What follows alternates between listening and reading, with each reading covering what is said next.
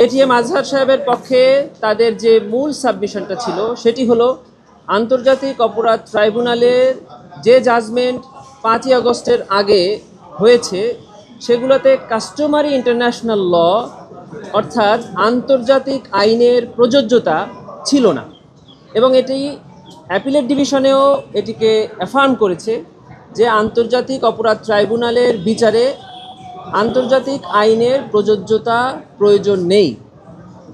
ওই আর্গুমেন্টের ব্যাপারে প্রসিকিউশন প্রথম থেকেই বলেছে যে এই আর্গুমেন্টের ব্যাপারে আমাদের কোনো আপত্তি নাই, কারণ এটি ইন্টারন্যাশনাল ক্রাইম ট্রাইব্যুনাল, এখানে আন্তর্জাতিক আইনের ডেফিনেশন অফ ক্রাইমস এবং মুডস অফ লাইবিলিটির প্রযোজ্যতা প্রয়োজন। তা না হলে আমরা যে সমালোচনা ট্রাইব্যুনালে আগে করেছি ট্রাইব্যুনাল রায়ের ক্ষেত্রে যে এটি ইন্টারন্যাশনাল স্ট্যান্ডার্ড না, সেটি বহাল রয়ে যায়।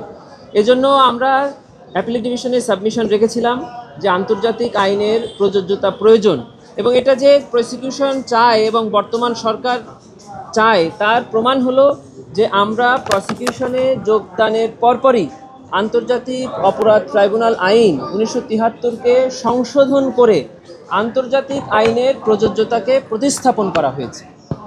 এজন্য আজকে অ্যাপিলেট ডিভিশন যখন বলেছে যে ইন্টারন্যাশনাল ক্রাইমস ট্রাইব্যুনালের বিচারে আন্তর্জাতিক আইনের প্রযোজ্যতা প্রয়োজন, এই ব্যাপারে আমাদের প্রসিকিউশনের পক্ষ থেকে আমরা এখনও একমত পোষণ করছি এবং এই রায়ের পক্ষে আমরা এখনও কথা বলছি। মেরিট অফ দি কেস, আজহার সাহেবের মামলায় যে মেরিটগুলো ছিল সেগুলোর ব্যাপারে আমরা অ্যাপিলেট ডিভিশনে বলেছিলাম যে এটি up to your lordships decision. Lordships এই মেরিট বিবেচনায় এটিএম আজহার সাহেবকে খালাস প্রদান করেছেন। প্রসিকিউশনের পক্ষ থেকে দেশের সর্বোচ্চ আদালতের রায়কে আমরা মেনে নিয়েছি এবং আমরা এটা মেনে নিতে বাধ্য। প্রসিকিউশনের পক্ষ থেকে আমাদের যে আবেদনটি ছিল সেখানে কিছু ক্লারিক্যাল মিস্টেক ছিল, সেটিকে আমরা রিপ্লেস করে নতুন একটা স্টেটমেন্ট, কনসাইজ স্টেটমেন্ট দিয়েছি।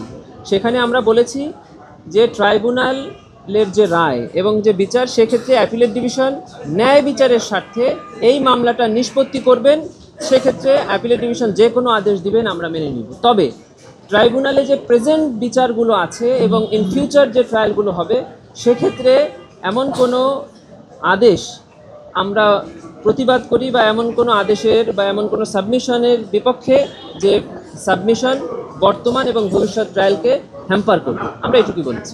তার মানে আপনারা আর কোনো আইনি লড়াই যাচ্ছেন না? আমাদের আইনি লড়াই যাওয়ার সুযোগও নাই, কারণ এটা হলো রিভিউ থেকে যে অ্যাপিল আসছে সেই অ্যাপিলের জাজমেন্ট, এর উপরে বাংলাদেশে বা পৃথিবীর আর কোনো আদালত বা আর কোনো ফোরাম নেই।